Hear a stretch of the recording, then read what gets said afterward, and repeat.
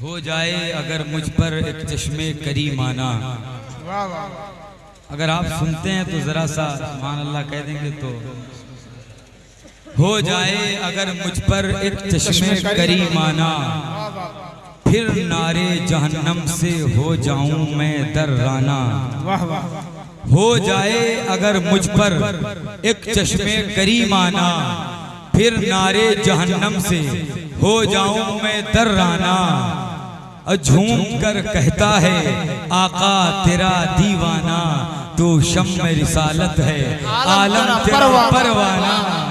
तू शम्म रिसालत है आलम तेरा परवाना, तू माहे नबूवत है ऐ जलवा जानाना। और इससे भी अच्छा एक शेर है, ऐ बिन्ते नबी है ये एहसान तेरे घर का। बिन्ते नबी का माना जानते हैं आप लोग? बिन्तुन माने ये अरबी का लफ्ज है, इसके माने बेटी। तो बिन्ते नबी का माना क्या होगा? सब लोग बोले भाई क्या होगा? बिन्ते नबी का माना नबी की बेटी। ऐ बिन्ते नबी है ये एहसान तेरे घर का, मिलता है हमें जो भी सदका है 72 का। ऐ बिन्ते नबी है ये एहसान तेरे घर का, मिलता है हमें जो भी सदका है 72 का। और कहता है हर एक मंगता दहलीज़े पैगंबर का, पीते हैं तेरे दर का, खाते हैं तेरे दर का, पानी है तेरा पानी, दाना है तेरा दाना। नारे तकबीर, नारे रिसालत, कलामे सरकार मुफ्ती आज़म हिंद।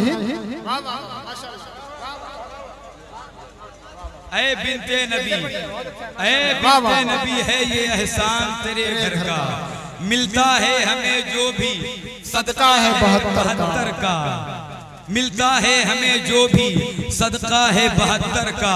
और कहता है हर एक मंगता दहलीज़े पैगंबर का, पीते हैं तेरे दर का, खाते हैं तेरे दर का, पानी है तेरा पानी, दाना है तेरा दाना। और एक शेर है, ऐ इश्क तो कर पहले मिल जाएगी बालाई। नबी से इश्क करें तो उसका इश्क क्या है? अगर किसी के पास इल्म न हो और वो मज़ार शरीफ पे चला जाए तो चले जाने के बाद मज़ार शरीफ को चूमता है और चूमने के बाद उसमें सर डाल देता है। और इसी को बदअकीदों ने देखा तो दलील बना दिया। देखो भाई सुन्नी मज़ार को सजदा करते हैं, जबकि जाने वाला अनपढ़ है, इल्म से उसकी मुलाकात नहीं हो है। हजरात वो कहते हैं ये सजदा करता है, जाने वाला भी मत जाएगा। आप देखिए कि वो जाने के बाद मज़ार शरीफ की जो चादर है उसमें सर डाल देगा और डालने के बाद उसका तवाफ करेगा। अब कहीं कहीं के मुजावर ऐसे जाहिल होते हैं, जैसे अजमेर में गुंडागर्दी करने वाले बैठे हैं, वो गर्दन पकड़ लेते हैं और कहते हैं निकालो 100 रुपए। नहीं निकालो, अगर नहीं देते तो उनका चेहरा अजीब हो जाता है। जबकि जाने वाला अनपढ़ है, इसी को बदअकीदों ने कह दिया कि सुन्नी मज़ार को सजदा करते हैं। अभी ये बहस हो ही रही थी कि बेदम शाह वारसी का एक मिसरा आ गया, बेदम तेरी किस्मत में सजदे हैं उसी दर के। अब इसको और दलील बनाया। देखो भाई ये तो सजदे की बात करते हैं, अब सारे उलमा परेशान हुए कि इस सवाल का जवाब कैसे दिया जाए। अब इनकी बातों का जवाब कैसे दिया जाए। सारे उलमा इस सवाल की तलाश में निकलते हैं लेकिन जवाब नहीं मिला। हजरात हर जगह जाते हैं, इसका जवाब नहीं मिला कि मज़ार शरीफ पर सही हाजिरी देने का सलीका और वतीरा क्या है, इसका सही जवाब कहाँ मिलेगा। लोग बिहार गए, जवाब नहीं मिला। लोग बंगाल गए, जवाब नहीं मिला। लोग गुजरात गए, जवाब नहीं मिला। लोग कर्नाटक गए, जवाब नहीं मिला। किसी ने कहा कहाँ घूमते हो, इसका जवाब ढूंढना है तो तुम्हें उत्तर प्रदेश में मिलेगा। उत्तर प्रदेश में, और उत्तर प्रदेश में सहारनपुर में नहीं मिलेगा, देवबंद में नहीं मिलेगा। आपको अगर जवाब मिलेगा तो बरेली में मिलेगा, बरेली में मिलेगा। और बरेली में भी इधर उधर नहीं मिलेगा। बरेली में शामतगंज में नहीं मिलेगा, आजमनगर में नहीं मिलेगा। वो एक ही दर है, वो एक ही बारगाह है, वो एक ही तैयार है, वो एक ही जगह है। और वो जात ऐसी जात है कि जब वहाबियों ने सवाल किया तो उसका तरह जवाब दिया, जब खारजियों ने सवाल किया तो उसका तरह जवाब दिया, जब नफ्सियों ने सवाल किया उसका तरह जवाब दिया, जब कादियानियों ने सवाल किया उसका तरह जवाब दिया। हजरत जवाब सवाल अगर नस्र में किया, जवाब नस्र में दिया, जवाब सवाल नज्म में किया, जवाब नज्म में दिया। हजरत वो कौन सी जात है? हिंदुस्तान में बड़ी खानकाहें थी, बड़े सज्जादगान थे, सब खामोश थे, सबके कलम की रोशनाई खुश्क हो गई थी। हजरत कोई ऐसा और नहीं था, एक ही वो जात थी जिसको दुनिया फखरे ज़मीनो ज़मन कहती है, आशिक़े रसूल कहती है, आला हजरत बरेलवी कहती है, जो हमारा रजा है, जो आपका रजा है, जो मसौली वालों का रजा है, जो बिलग्राम वालों का रजा है, जो गुलबर्गा वालों का रजा है, जो कालपी वालों का रजा है, की रजा है।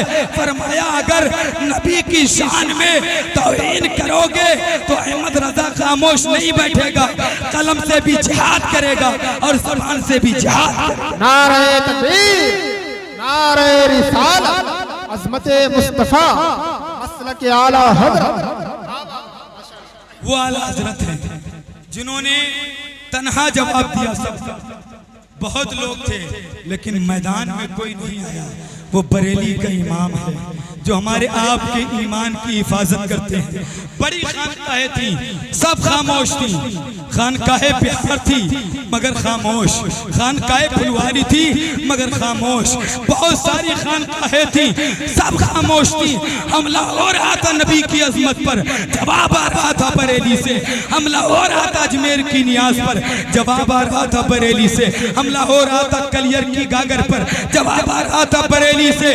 तो हिंदुस्तान के तमाम खानकाहों के पीरों की मुरीद बोले हमारा पीर कोई भी हो लेकिन मजमुई तौर पर सबका इमाम और सबका पीर बस इमाम अहमद रजा खान है। वो हैं जिन्होंने हमारा ईमान बचाया। आज जो हमारे आपके सीनों में इश्क़े रसूल है, आला हजरत की देन है। ये एक अलग बात है, मैं आपसे बताऊं। आज जो ये महफिल है, ये महफिल पाक अल्हम्दुलिल्लाह ज़ियारत हरमैन शरीफ की निस्बत से रचाई गई है। और अल्लाह की बारगाह में यही दुआ है कि जो हाजी साहब जा रहे हैं अल्लाह उनके सफ़र को आसान फरमाए और अल्लाह उनको उसकी बरकतों से माल फरमाए। मदीना शरीफ अगर कोई जाए, इमाम मालिक फरमाते हैं अगर कोई जाए और रोज़े रसूल देखे या देख कर आए तो ये न कहे कि मैंने रोज़े रसूल देखा, बल्कि ये कहे कि मैंने चेहरे रसूल देखा। इसलिए कि हुजूर फरमाते हैं कि जिसने मेरे विसाल के बाद मेरे रोज़े की ज़ियारत की, गोया कि उसने जिंदगी में मेरे चेहरे की ज़ियारत की। अल्हम्दुलिल्लाह आज लोग जाते हैं, खुशनसीब होते हैं वो जिन्हें आका बुलाते हैं। लेकिन लोग बहुत ऐसे होते हैं अगर चले जाएं तो तस्वीरें बनाते हैं, फोटो निकालते हैं। आप देखिए कि वो वापस बाद में आते हैं और उनकी तस्वीरें पहले से पत्थर पर मेरे नाना जान के कदम पड़ गए हो। और आज लोग जाते हैं तो तस्वीरें बनाते हैं। मैं कहता हूं यार अगर तुम्हें अल्लाह मक्का और मदीना ले जाए तो मक्का और मदीना जाने के बाद तस्वीरें न बनाया करो, क्योंकि मक्का और मदीना ये तस्वीर बनाने की जगह नहीं है, ये तो तकदीर बनाने की जगह है। बेशक जिंदाबाद, तकदीर बनाना। हुजूर की बारगाह में जब पहुँचे तो बड़े ही अदब व एहतराम के साथ पहुँचे। मेरा इमाम कहता है हाजियों आओ शहनशाह का रोज़ा देखो, काबा तो देख चुके काबे का काबा देखो। अल्हम्दुलिल्लाह आप हज़रात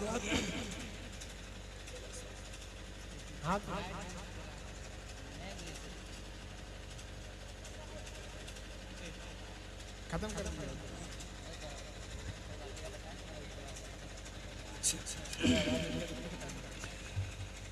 जैनुल भाई आपका काम दुरूशी पढ़े अल्लाहुम्मा सैयदना मुहम्मद सल्लल्लाहु सलातुम व सलाम अलैका या रसूलल्लाह सल्लल्लाहु अलैहि वसल्लम। हजरात, तो पहले के जो हैं बुजुर्गान दीन जब जाते थे तो बड़े ही अदब व एहतराम के साथ और वहां जाकर कुछ लेके आते थे। और आज तो लोग तस्वीरें बनाने जाते हैं और खींच के उसे फेसबुक पे डालते हैं। भाई देखो मैं मदीना पहुंच गया हूं, देखो मैं मक्के पहुंच गया हूं और हुजूर का रोजा पीट के अपनी पीठ हुजूर के रोजे की तरफ करता और करके तब तस्वीर डालता। मतलब कि यार अल्लाह के घर को नहीं छोड़ा, नबी के रोजे को नहीं छोड़ा, ये दिखावा लोगों के अंदर, ये मर्ज घुस गया लोगों के अंदर, इसीलिए तो वो हाजिरियां मकबूल नहीं होती। हजरत अवैस करनी से पूछिए, जब मदीना शरीफ गए थे तो कंकरों को चूम रहे थे, अपनी माँ से कहा था मुझे इजाजत दे दो, लेकिन माँ ने मना कर दिया। जब बहुत कहा तो माँ ने कहा चले जाओ, लेकिन अगर जाओगे तो 24 घंटे के अंदर वापस आना। का बस इजाजत दे दो, हुजूर को देखा, एक मर्तबा देखा। अवैस करनी ने कहा अच्छा, उनकी अम्मी ने इजाजत दे दी। जब वो गए, उनकी अम्मी ने सोचा था 1 महीना पैदल जाने में लगता है, 1 महीना पैदल आने में लगता है, और जब 24 घंटे की बात कर दूंगी जाएगा ही नहीं, बात खत्म हो जाएगी।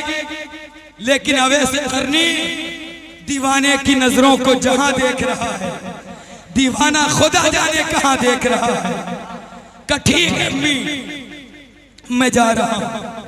अब वो लिया सामान, कपड़े लिए और 2-3 जोड़ ले लिए और चल दिया। और जब चल दिए तो दौड़ने, और जब दौड़ रहे थे तो उनको याद आया, वैस शहर रसूल जा रहे हो, दौड़ते हुए नहीं जाते हैं, धीरे धीरे चलो। वो धीरे धीरे चलने लगे। जब और थोड़ा आगे बढ़े तो अम्मी याद आ गई। अम्मी ने कहा है कि 8 पहर में वापस आना है। अब दौड़ने लगे। हुजूर याद आते तो धीरे धीरे चलते, अम्मी याद आती तो तेज तेज चलते। अब परेशान हो गए। आखिरकार अल्लाह की रहमत को प्यार आ ही गया। अल्लाह ने जमीन को हुक्म दिया, ऐ जमीन सिमट जा और मेरे वैस को मदीने से करीब कर दे। मेरे वैस को मदीने से करीब कर दे। अभी सुबह का सूरज नहीं निकला था कि हजरत वैस मदीना शरीफ के सरहद के हवाले हो गए। मदीना शरीफ पहुंच गए। अब देखिए दीवानगी का आलम। जब पहुंचे तो वहां के कंकरों को उठाया और चूमने लगे और चूम के कहते, आए पत्थरों तुम कितने खुश नसीब हो, मैं एक नजर देखने के लिए तड़पता हूँ, और जब मेरा महबूब नालैन पहन के चलता होगा तो तुम मेरे महबूब के तलवों का बोसा ले लेते होगे। कई दीवारें पकड़ के रोते हैं, कई जो है खजूरों के पेड़ पकड़ के रोते हैं। अम्मा याद आ गई कि 24 घंटे के अंदर वापस आना है। सब कुछ छोड़ दिया, मस्जिद नबवी पहुंचे। कहा मुझे हुजूर से मिलना है। किसी ने कहा फजर की नमाज हो गई है, ज़ोहर के बाद नबी मुलाकात फरमाएंगे। अच्छा, जब उन्होंने ये सुना तो कहा मैं इतनी देर नहीं रुक सकता हूँ। तो कहा हुजरे आयशा में चले जाओ, हुजूर वहां मिलेंगे। जब हुजरे आयशा में गए, जाने के बाद आवाज लगाते हैं। अंदर से अम्मी आयशा फरमाती है कौन? हजरत वैस करनी फरमाते हैं मुझे हुजूर से मिलना है। कहा हुजूर अभी तो नहीं है, बाहर गए हैं। कहा नहीं मुझे हुजूर से अभी मिलना है। कहा तुम्हारा नाम क्या है? कहा हुजूर से मिलना है। कहा कहां से आए हो? कहा हुजूर से मिलना है। अच्छा, हजरत आयशा ने जब बाला खाना से खिड़की से देखा, एक अजीब दीवाना है, दाढ़ी उलझी हुई है, कपड़े फटे हुए हैं और एक फटा कपड़ा सर पे बांधा है। नबी से मिलने के लिए तड़प भी रहा है और 1 घंटा रुक भी नहीं रहा है। कहा रुक जाओ, 1 घंटे के बाद नबी आ जाएंगे। लेकिन उन्होंने कहा नहीं नहीं, मुझे नबी से अभी मिलना है, मुझे नबी से अभी मिलना है। तो कहा अभी नबी नहीं मिलेंगे। हजरात, उसके बाद उनकी जबान से निकल ही गया कि जब हुजूर हुजूर आए, मैं अपनी माँ से वादा खिलाफी नहीं कर सकता हूँ। मैं माँ से वादा करके आया हूँ कि 24 घंटे के अंदर वापस आना है। अब जब हुजूर आए तो इतना कह देना, या रसूल अल्लाह, यमन से आपका एक दीवाना आया था जो आपसे मिलने के लिए बेचैनो बेकरार था, लेकिन आप न मिले तो आपको सलाम पेश करके गया है और आपकी बारगाह में ये दरखास्त करके गया है कि या रसूल अल्लाह, मेरी भी शफात करें और मेरी माँ की भी शफात करें। अच्छा, वैसे करनी चल देते हैं, और जब चलते हैं तो अभी मदीना शरीफ के सरहद के बाहर नहीं निकले थे कि हजरत हुजूर घर पे आ गए, मेरे नबी घर पे आ गए। और आने के बाद फरमाते हैं, आयशा कोई आया था। सुभान अल्लाह। अब हुजूर का इल्म गैब देखिए, वाह वाह। ये कहते हैं नबी को इल्म गैब नहीं, हुजूर वो भी जानते हैं जो हम दिलों में अपने पढ़ते हैं, और वो भी जानते हैं जो हजरत सोचने वाले भी होते हैं। ये मेरे नबी का इल्म गैब। एक साहबी रसूल हैं जिनका नाम हजरत अबू बकरा है। ये अबू बकरा वो साहबी, बुखारी की हदीस है कि मस्जिद नबवी में आए और नमाज जब आए तो देखा हुजूर रुकू में चले गए हैं। तो अच्छा, उन्होंने वहीं चप्पल उतार दी और वहीं नियत बांधी और रुकू में चलते चलते आके सफ में मिल गए, सफ में शामिल हो गए। अब जब हुजूर ने सलाम फेर करके फरमाया, अबू बकरा खड़े हो जाओ। अबू बकरा खड़े हो गए। फरमाया, अबू बकरा, क्या तुम्हें इस्लाम का तरीका नहीं पता है कि जमात में आने के बाद नियत बांधनी चाहिए? तुम तो दरवाजे पर ही चप्पल उतारे और वहीं से चलते चलते सफ में आके शामिल हो गए। क्या तुम्हें इस्लाम का तरीका पता नहीं है? क्या तुम्हें शरीयत मालूम नहीं है? तो अबू बकरा ने ये नहीं कहा था, या रसूल अल्लाह, आपका चेहरा तो मुसल्ले इमामत पर था, आपका चेहरा तो किबले की तरफ था, तो आपने पीछे कैसे देख लिया? क्योंकि अबू बकरा का ये अकीदा था, नबी जैसे आगे देखते हैं वैसे ही पीछे देखते हैं, नबी जैसे दाएं देखते हैं वैसे ही बाएं देखते हैं। इसलिए नबी फरमाते हैं कि जब आसमान पर रहता हूँ तो जमीन वालों की खबर रखता हूँ, और जब जमीन पर चलता हूँ तो आसमान पर रहने वालों की खबर रखता हूँ। नारे तकबीर, नारे रिसालत, इख्तियारात मुस्तफा, मसलक आला हज़रत। इसीलिए हुजूर ने फरमाया, मेरी उम्मत में 73 फिरके होंगे, कुल्लहुम फिन्नार, सब के सब जहन्नमी होंगे, इल्ला मिल्लतन वाहिदा, मगर एक फिरका जन्नती होगा। साहबे किराम ने अर्ज किया, या रसूल अल्लाह, वो कौन फिरका है? नबी ने फरमाया, मा अना अलैहि व सहाबी, जो मेरे तरीके पर चले और मेरे सहाबा के तरीके पर चले वो जन्नती है। तो नबी के तरीके को सुन्नत कहते हैं और सहाबा को जमाअत कहते हैं। दोनों को आपस में मिला दो तो अहले सुन्नत वल जमात बनता है। तो पता चला जो अहले सुन्नत वल जमात के तरीके पर है वो जन्नती है, और जो इससे दूर है वो जहन्नमी है। चाहे वो अपना नाम अहले हदीस रखे, चाहे वो अपना नाम अहले कुरान रखे, चाहे वो अपना नाम मिर्जाई रखे, क्योंकि खूबसूरत नाम रख लेने से कोई जमात हक पर नहीं होगी। हक पर वही जमात होगी जो नबी की सुन्नत पर चले और सहाबा के तरीके। बेशक हक है, बेशक। ये मेरे नबी का इख्तियार और तसर्रुफ है। तो मैं अर्ज कर रहा था, हजरत उवैस करनी रज़ी अल्लाह ताला अन्हु, अब कहा मैं जरा आप चल देते हैं। जब उधर आप चल दिए तो अभी मदीना शरीफ के सरहद के बाहर नहीं निकले थे कि हुजूर घर पे आ गए और आके फरमाते हैं, आयशा कोई आया था? फरमाते हैं, आयशा कोई आया था? तो अर्ज करती, या रसूल अल्लाह, यहाँ तो रोज ही लोग आते हैं। कहा नहीं, आज कोई खास आया था? कहा या रसूल अल्लाह, एक अजीब दीवाना आपसे मिलने के लिए तड़प भी रहा था और रुक भी नहीं रहा था। हुजूर ने फरमाया, अच्छा मेरा वैस आया था? सुभान अल्लाह, मेरा वैस आया था। फरमाया, आज मैं मदीने की हवाओं में अपने आशिक की खुशबू महसूस कर रहा हूं। फरमाया, मेरा वैस आया था? अर्ज करती, हाँ या रसूल अल्लाह। तो हुजूर की आंखों में आंसू आ गए। फरमाते, आयशा उसने कुछ कहा है क्या? तो हज़रत आयशा अर्ज करती, या रसूल अल्लाह, उसने सलाम पेश किया है और इतना कहा है कि या रसूल, मेरे आका से कह देना कि जब क़यामत के मैदान में नफसी नफसी का आलम हो तो मेरी भी शफात फरमाएं और मेरी बूढ़ी माँ की भी शफात फरमाएं। हुजूर से इतना जरूर कह देना अच्छा हुजूर रोने लगे, हुजूर की आंखें भीग गईं, आपकी आंखों से आंसू जारी हो गए और फरमाते आयशा तुमने उससे अपने लिए दुआ करवाई कि नहीं करवाई? तुमने दुआ करवाई अपने लिए? कहती या रसूल अल्लाह आप कैसी बातें कर रहे हैं, मैं उससे दुआ करवाती। वो अजीब दीवाना था, उसकी अजीब कैफियत बनी हुई थी, कपड़े फटे हुए थे, दाढ़ी उलझी हुई थी, मैं उससे कैसे दुआ करवाती?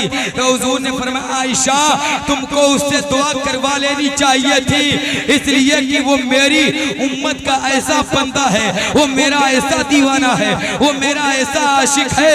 अगर वो मेरी पूरी उम्मत के लिए अपने हाथों को उठाकर अल्लाह की बारगाह में दुआ कर देगा तो अल्लाह पूरी उम्मत को बगैर हिसाबो किताब के जन्नत देगा, उसे जन्नत। जिंदाबाद जिंदाबाद, वाह वाह, हक है, सुभान अल्लाह, माशाअल्लाह, बहुत अगर मेरी उम्मत के लिए हाथों को उठाकर दुआ कर देगा तो अल्लाह पूरी उम्मत को बगैर हिसाब व किताब के जन्नत अता फरमा देगा।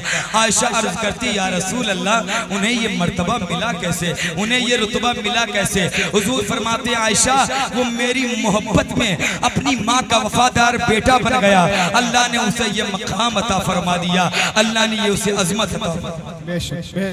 तो पता चला बगैर दीदार के तो लोग आशिक रसूल बन सकते हैं, लेकिन माँ की नाफरमानी करके कोई आशिक रसूल नहीं बन सकता। यही हज़रत अवैस करनी की तालीम है। और ये वो हैं जिन्होंने हुजूर को देखा तो नहीं, अहदे रिसालत में थे, ज़माने नबूवत इन्होंने पाया, लेकिन हुजूर को देख न सके। अच्छा हुजूर ने इनके लिए अपना पैरहन शरीफ भेजा था हजरत उमर और अली के हाथों से। जब हजरत उमर और अली लेके गए थे ना तो हजरत वैसे करनी चेहरा घुमा के खड़े थे। हजरत उमर ने सलाम किया तो उन्होंने जवाब दे के फरमाया अमीरुल मोमिनीन आ गए। फिर मौला अली ने सलाम किया, आपने फरमाया मौला अली आप भी आ गए। जब चेहरा घुमाते हैं तो हज़रत अली उमर कहते हैं कि अय वैस हुजूर ने ये आपके लिए अपना खिरका शरीफ पैरहन शरीफ भेजा है और फरमाया है कि वैस को मेरा पैरहन दे देना और कह देना ये पैरहन पहन कर मेरी उम्मत के लिए दुआ कर। एक रिवायत में कि उसे रख करके दुआ की, एक रिवायत में कि उसे पहन करके दुआ की। अच्छा जब ये सुना तो वैस ने कहा अच्छा हुजूर ने ये कहा है? कहाँ ये कहा? अच्छा बताओ हुजूर की ज़बान पर जब मेरा नाम आया था तो हुजूर का चेहरा कैसा था? चेहरा कैसा? फिर वैस ने सवाल किया, सवाल क्या था? सवाल ये था कि जरा ये बताओ कि मेरे नबी की ये भवें कैसी हैं? सुभान अल्लाह, सुभान अल्लाह। अल्लाह तबारक व तआला ने बना ही ऐसा लाजवाब अपने हबीब को, अब बनाया ही बेमिसाल है। चांद की चांदनी भी जिस पे मांद पड़ जाए वो मेरे नबी का हुक्म है। इतना खूबसूरत मेरे नबी को अल्लाह ने बनाया है, इतना बेमिसाल बनाया है कि जो हुजूर को देख ले वो हुजूर का ही हो जाता है। इतना खूबसूरत बनाया है कि एक मरतबा मेरे नबी ने काली चादर ओढ़ ली और काली चादर ओढ़ के फरमाया आयशा बताओ तो जरा सही मैं काली चादर में कैसा लग रहा हूँ? अम्मी आयशा जो हमारी आपकी माँ है अर्ज करती हैं या रसूल अल्लाह सही कहूँ तो कोई अल्फाज ही ऐसे नहीं बने हैं कमा कहूँ जिसकी तारीफ की जा सके, लेकिन इतना मैं जरूर कह सकती हूँ कि इस काले कपड़े में काला कपड़ा आपके ऊपर ऐसा लग रहा है ऐसा लगता हो काली बदली से चांद निकल आया हो। इतना खूबसूरत आपको अल्लाह ने बनाया था। साहबा किराम ने अर्ज किया या रसूल अल्लाह जब बच्चा पैदा होता है तो रोता हुआ क्यों पैदा होता है? ये मिशकात की हदीस है। मेरे नबी ने फरमाया सुनो उसके साथ एक हमजाद पैदा होता है, शैतान पैदा होता है जो बच्चे की पसलियों को दबाता है, जिसके दर्द से बच्चा रोता हुआ पैदा होता है। ये आपके ज़हन में भी सवाल होगा कि बच्चा रोता हुआ ही क्यों पैदा होता है? तो साहबा किराम ने पूछ ही लिया तो हुजूर ने फरमा दिया शैतान उसकी पसलियों को दबाता है इस वजह से रोता पैदा होता है। अच्छा साहबा किराम ने अपनी हिम्मतों जसारतों कुव्वत को आखिरी दर्जा देते हुए पूछा या रसूल अल्लाह क्या वो हमजाद आपके साथ भी पैदा हुआ था? तो मेरे नबी ने फरमाया हाँ मेरे साथ भी पैदा हुआ। अर्ज करते या रसूल अल्लाह क्या उसने आपकी भी पसलियों को दबाया था? मेरे नबी ने फरमाया नहीं, वो मेरी पसलियों को कैसे दबाता? वो जब पैदा हुआ ना मेरे साथ तो पैदा होने के बाद मेरे चेहरे को देखता रहा, देखता रहा, देखता रहा और मेरे चेहरे में गुम हो गया और कलमा पढ़ के मुसलमान। क्या हुस्न है ऐ सैयदे अबरार तुम्हारा, अल्लाह भी है तालिबे दीदार तुम्हारा, क्यों दीद के मुश्ताक न हो हजरत यूसुफ, अल्लाह का दीदार है दीदार तुम्हारा। ऐसा बनाया था तो क्यों ना वैसे करनी, ऐसे दीवाने हो जाएं, क्यों ना अपने नबी से इतनी मोहब्बत करें। तो पूछते हजरत उमर और अली से कि जब नबी की जबान पर मेरा नाम आया था तो नबी का चेहरा कैसा था, नबी मुस्कुरा रहे थे कि नहीं। फिर फरमाते कि बताइए कि नबी के जो ये भवें हैं ये मिली हुई थी कि जुदा जुदा अलग अलग, बताइए तो सही। ये नबी की भवें मिली थी कि मुतनफ्फिर थी, जुदा थी। अच्छा, सहाबा किराम खैरत नबूवत और रिसालत की वजह से नबी को नजर भर के देख नहीं पाते थे, नबी के सामने नजर नहीं उठाते थे, वो दोनों खामोश हो गए। तो हजरत अवैस करनी ने बताया, सुनो तुम तो हर वक्त नबी के साथ रहते हो, लेकिन मैं बताता हूँ नबी की भवें कैसी थी। कहा बताओ तो सही। कहा जब दूर से देखो तो बिल्कुल मिली मिली लगती थी, जब करीब से देखो तो बिल्कुल जुदा जुदा लगती थी। ये था इश्क़ रसूल। तो उसके बाद कहा ये फरहान ले लीजिए और नबी की उम्मत के लिए दुआ फरमा दीजिए। हजरत अवैस करनी ने वो नबी का फरहान शरीफ लिया और दुआ करने लगे, ऐ अल्लाह तू मेरे महबूब की उम्मत को बख्श दे, मेरे महबूब की उम्मत की मग़फ़िरत फरमा दे। जब अवैस करनी ये दुआ कर रहे थे, आवाज आती, ऐ अवैस परेशान मत हो, मैं फला कबीले की बकरियों के बालों के बराबर तुम्हारे महबूब की उम्मत को बख्श रहा हूँ, बख्श रहा हूँ। फिर दुआ की, अल्लाह और तू इजाफा फरमा दे और तू बढ़ा दे। फिर कहते या आवाज आती, अवैस परेशान न हो, मैंने फिर फला कबीले की बकरियों के बालों के बराबर तुम्हारे महबूब की उम्मत की बख्शिश फरमा दी है। बार बार अवैस करनी नबी का पैरहन लेके दुआ करते हैं। जब ये कह रहे थे, अब आखिर में एक आवाज आती है, ऐ अवैस तुम परेशान मत हो, तुम्हारे महबूब की उम्मत को, आधी उम्मत को मैं तुम्हारी दुआओं से बख्श रहा हूँ और आधी उम्मत को अब्दुल कादिर जीलानी की दुआओं से बख्श रहा हूँ। आधी उम्मत को तुम्हारी दुआओं से बख्शता हूँ और आधी उम्मत को अब्दुल कादिर जीलानी की दुआओं से बख्शूंगा। वो मेरे गौसे आज़म जिनसे हम और आप बड़ी मोहब्बत करते हैं, जो हमारे आप के पीर हैं, सबके पीर हैं। पीरों के लिए आज लोग लड़ाई कर रहे हैं, बहुत लड़ाइयाँ करते हैं। मेरा पीर, वो कहते हैं भाई मेरा पीर, वो कहते हैं मेरा पीर। तुमने मेरे पीर के बारे में क्यों कह दिया, मैं यहाँ से मुरीद हूँ, वहाँ से मुरीद हूँ। अच्छा, सबसे ज्यादा नुकसान भी सुन्नियत का पीरों से हुआ है, सबसे ज्यादा नुकसान पीरों के हुआ है। अच्छे खासे जलसे खराब कर देते पहुंचे।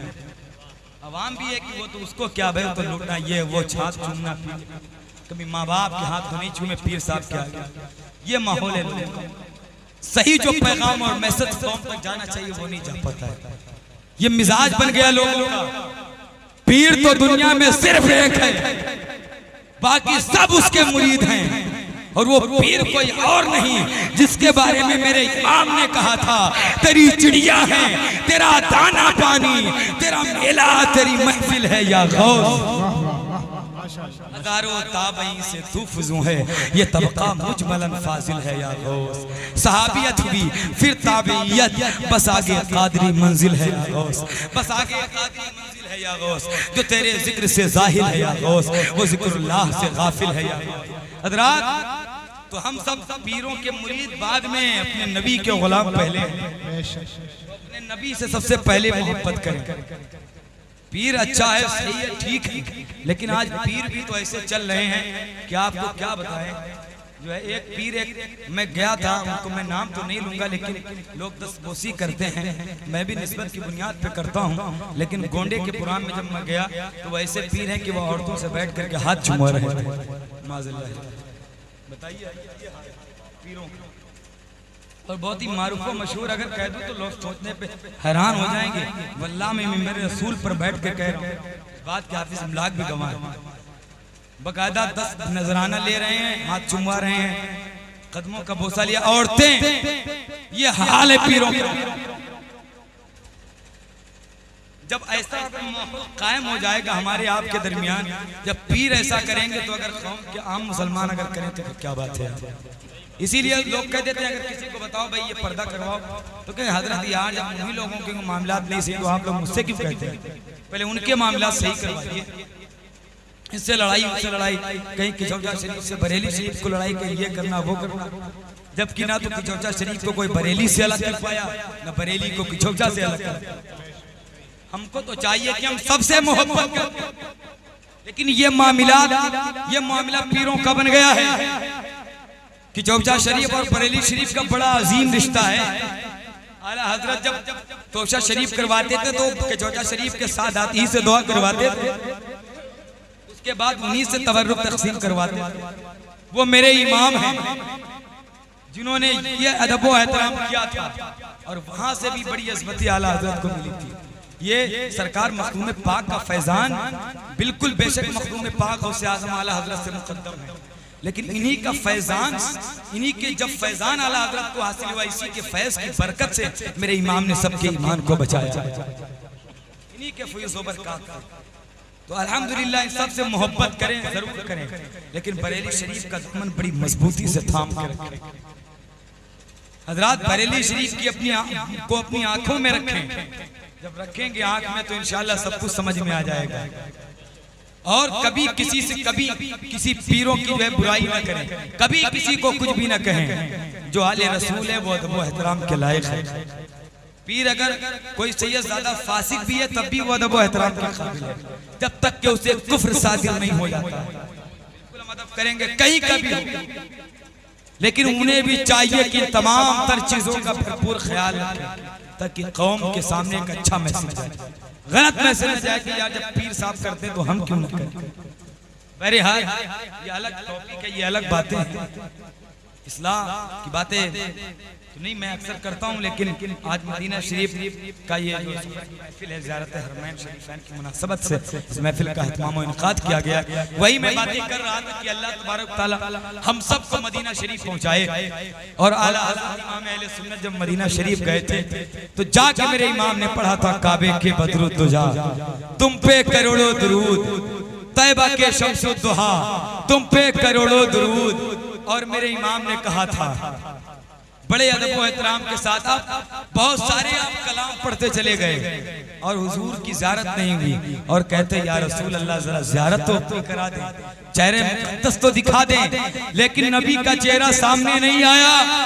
जब आला हज़रत का इश्क और ज्यादा अंगड़ाई लेता है, जब तड़पते हैं, तड़प के कहते हैं या रसूल अल्लाह चमक तुझसे पाते हैं सब पाने वाले, मेरा दिल भी चमका दे चमकाने वाले। अब जब नबी का चेहरा सामने आया, जब नबी का चेहरा सामने आया, मेरा इमाम बरजस्ता पुकार उठा, तू जिंदा है वल्लाह, तू जिंदा है वल्लाह, मेरे चश्मे आलम से छुप जा, तू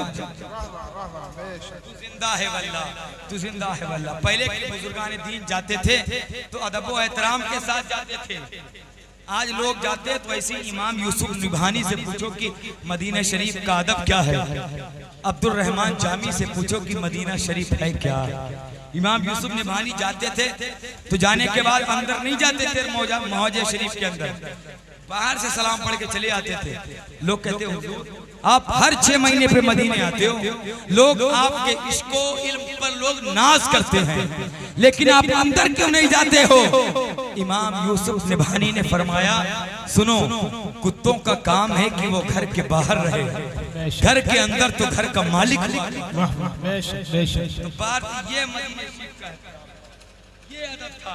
आज लोग जाते हैं तो तस्वीरें बनाते हैं, हजरात ये मिजाज बन गया लोगों का, ऐसा न किया करें। वहां जाके अपना नसीब संवारा करें, वहां जाने के बाद अपनी तकदीर बनाया करें, क्योंकि अगर मेरे नबी ने एक नजर करम अपने रोज़े अतहर से फरमा दी तो इंशाअल्लाह आपकी दुनिया भी जो कामयाब हो जाएगी और आपकी आखिरत भी कामयाब होती हुई नजर आएगी। ये बुजुर्गान दीन थे जो जाते थे बड़े ही अदब व एहतराम के साथ और बड़े ही अदब के साथ खड़े होते थे। हजरात आप तारीख उठाकर देख लीजिए, देखिए कि जो भी गया है कितने अदब के साथ गया है, और जाने के बाद वहाँ अपनी जिंदगी की जुल्फों को संवारा करता था। हजरात वार से पाक जाते थे बड़े अदब व एहतराम के साथ। सरकार गौसे आजम कंकरों पत्थरों को चूमते थे। हजरात ये था बुजुर्गों का इश्क। जब ये इश्क नबी का किसी को हासिल हो जाएगा, आज तो लोग जाते का हज करने जाएं तो कुछ लोग कहते भैया हज तो मक्के में होता है, मदीने में क्या। एक साहब मुझसे कह रहे थे, काफी साल पहले की बात है, कहा हजरत मैं मदीना तो जाऊंगा, जाने वाले थे, कहा मैं मदीना तो जाऊंगा क्योंकि मेरे नबी हैं। अच्छी बात है माशाअल्लाह। कहा लेकिन अगर हजरत ना जाऊं तो कोई फर्क नहीं पड़ेगा। क्यों भाई? कहा यार हज तो मक्के में हो गया पूरा, हज के तमाम तर अरकान अदा हो गए, मदीने में क्या है?